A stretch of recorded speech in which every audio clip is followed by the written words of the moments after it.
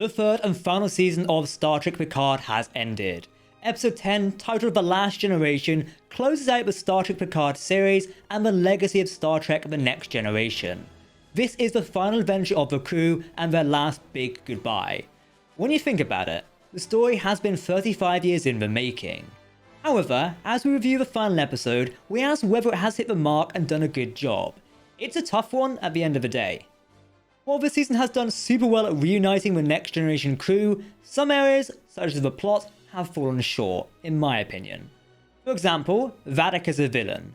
She was touted as this big bad Khan level, which might have been a bad idea in hindsight.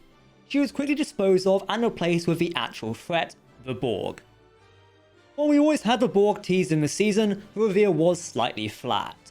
We then must deal with the Borg story being crammed into the last two episodes, leaving not much room. Here's our thoughts on the last episode. Spoiler warning, this is our full review of Picard's last episode. As such, you have been warned. If you've not watched this episode, turn away now. You heard me, come on.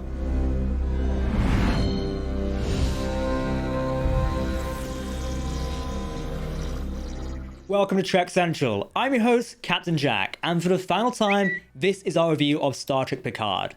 The third and final season closes out, and so do our weekly reviews of this. I'll speak more on this later, but damn, it's been a good journey. Before we warp into this video, if you want to keep up to date on all the latest Star Trek news, lore, and more, then make sure to hit that subscribe button to never miss a video from the team here at Trek Central. As always, please let us know your thoughts in the comment section below, because if you're talking about Star Trek, we want to hear about it. Don't forget that we're live on YouTube this Sunday for our weekly Star Trek Picard livestream at 2100 BST. Don't miss it. Okay? Engage. Before we jump into the main part of this review, we've got to commend one great Easter egg. It sort of counts as an Easter egg. While the USS Enterprise D is en route to Earth, we hear Earth's distress call after leaving the Fleet Museum. The Federation president can be heard on a distress signal. His name is Anton Chekhov, which makes him a descendant of Pavel Chekhov, who originally served with Captain James T. Kirk. It's a nice little detail and a rather touching moment, especially as the name also references a much-missed Anton Yelchin, who played Chekhov in the Kelvin timeline films. We've also got a very memorable moment that made me laugh. This was Captain Riker dropping or attempting to pick up Mr. Worf's sword and proceeding to swear. Swearing in Trek can be fun, okay? It might be a controversial opinion, but trust me, I found this funny. Roll the clip. The sword! Oh, shit! I had no idea it was that heavy! The hilt! You had to sit there the whole time? A phaser? You didn't use it? Swords are fun. Borg's addiction to attacking Earth is back again for what feels like the 100th time in Star Trek. They're never really going to win this, will they? However, the Star Trek VFX department has outdone itself in this department. The visual effects of the ships targeting space dock are awesome. This is where all the phasers went, which we expected in a previous episode.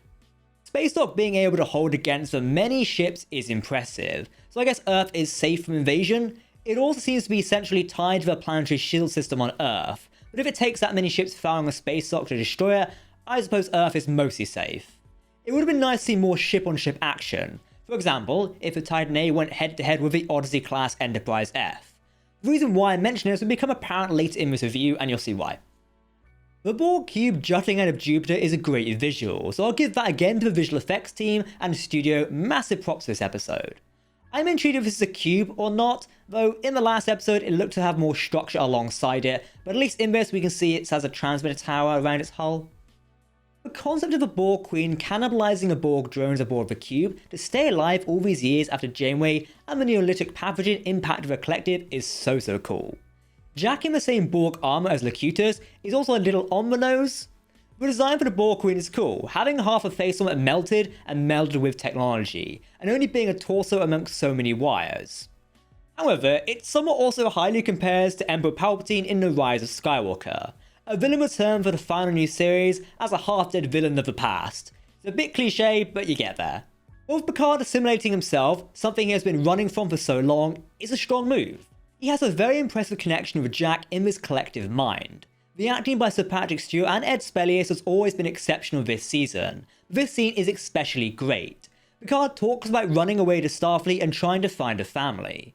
The Queen has a rather villainy cliche no death end there. When you think about it, this is kind of taken out of How to Write Villains 101 book. The death scene just seemed rather cliche at the end of the day. Alice Krige as the voice of the Borg Queen and Jane Edwina Seymour as a body double did fantastic work bringing this character back to life. Almost, she's kind of still dead, but you get my point. Both of the actresses should get a lot of praise for this. This is an example of where the writing has been done well for me. While reintroducing the Borg as a threat is somewhat underwhelming, expanding on the state of the species is rather interesting. We're seeing the result of a future Admiral Janeway and what she did to the Borg in the Star Trek Voyager's final episode. I'm glad we got to see this, even if the Borg were somewhat underwhelming as this big threat for Picard's third and final season. Seeing the state of them is super impressive. These days, it takes a lot for a show to get me emotional. However, the farewell between Jean-Luc and his crew was rather touching. Due to Picard still living, there isn't any weight to his farewell. It's just a sad goodbye for the fun of it. No one dies, and I'm not wishing they did by any chance. However, if you have this rather touching farewell, then it's just a bit of action, and that's it. It doesn't have the effect. The actual farewell at the end of the episode was rather touching. We see the Next Generation crew playing poker in Guinan's bar. It's kind of a shame Whoopi Goldberg could not have made a small cameo at the end, even just off to the side and not saying anything due to recent controversies and stuff like that. Still, seeing all our legendary characters enjoying quality time together as a family was fantastic. The best goodbye in this episode must be LaForge, Riker, Picard, and that shutting off the Enterprise D one last time. A ship is part of the main cast in any Star Trek series. Saying goodbye to that can be a hard one for many. I think this was a rather touching moment. Seeing him walk off the ship one last time and the bridge and lights shut down seals the deal. The Next Generation has ended and the game is over.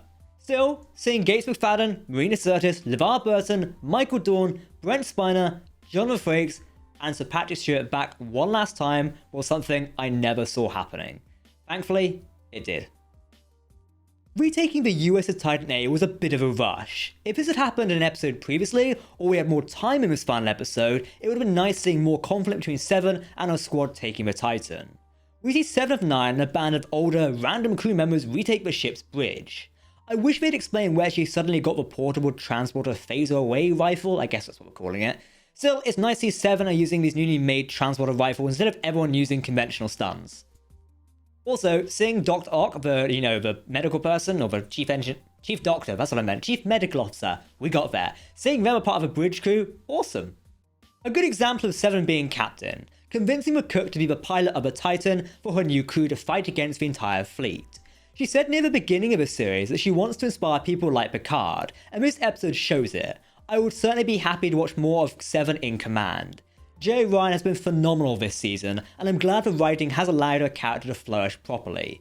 Also, her ending moment of being promoted to captain, with Tuvok of all people, was very, very nice. If only it could have also been Kate Mulgrew. That would have sealed the deal, and I think they missed a trick there. I'm going to be brutally honest here, and some of you may disagree with me, and that's fine. I do not like the idea of the Enterprise G. I'm a big fan of going forward in Star Trek as a universe, and while we can enjoy the past and of course respect it, such as we've done with Star Trek Picard's 3rd season, we should not stick to it, or rather stick in it. Not only do we have the USS Enterprise G being a Constitution-free class, which I managed it being a nostalgic design choice of the Titan A, going from the Galaxy class, the Sovereign class, and the Odyssey class for choices of a flagship is seeing a narrative design as a clear choice through put, and then reverting to a nostalgic ship design is regressive. I feel like the Enterprise F has been pushed out the door so the creators can leave the 3rd season with a new Enterprise as a doorway to start something new. Even before this season, it was made clear the Enterprise F was being decommissioned. In the 3rd and final season, we barely see that ship before it's shoved off out the door. Sure, it's not the focus of the season. However, this situation comes across as someone not wanting to play with someone else's toys. It's a shame, as it comes across as not respecting the legacy of other things in the Star Trek universe. Not only is it a backward design thinking, but the ship is also. We have a new captain and XO, and I love that for both of them. 7 deserves a command after this season, showing she's a capable captain. But having another Enterprise have an Ensign Crusher and LaForge at the helm feels like we returned to the status quo 35 years ago, rather than push forward into the final frontier. Let me know what you think of this down below. Maybe I'm just salty of the Odyssey, but I do think it's a step back in the wrong direction personally. This was episode 10 of season 3, the final episode of Star Trek Picard, titled The Last Generation. Written and directed by showrunner Terry Matalas, and if you thought The Last Generation was an apt name for this final, you're right.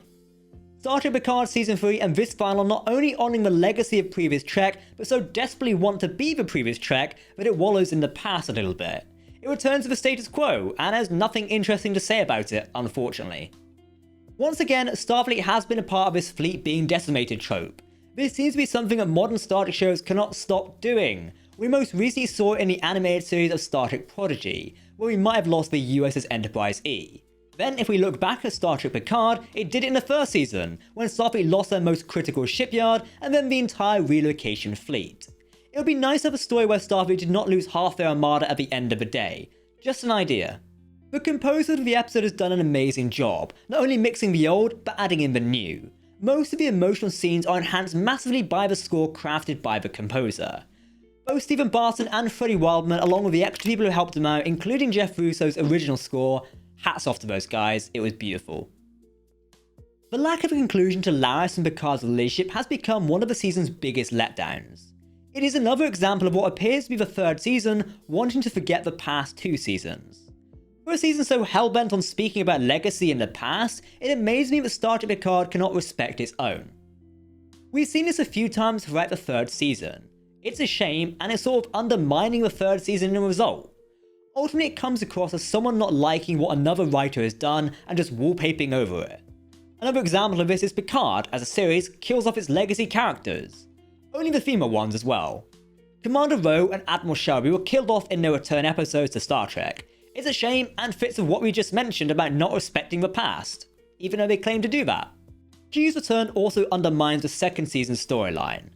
They were not the best storylines in the world, but I think they worked well in their respective areas.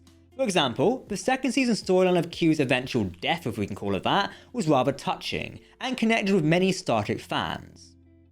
It's a nice little cameo at the end to have John Delancey back and taunt Jack Crusher, suggesting that he take on his father's legacy of being humanity's representative to the Q.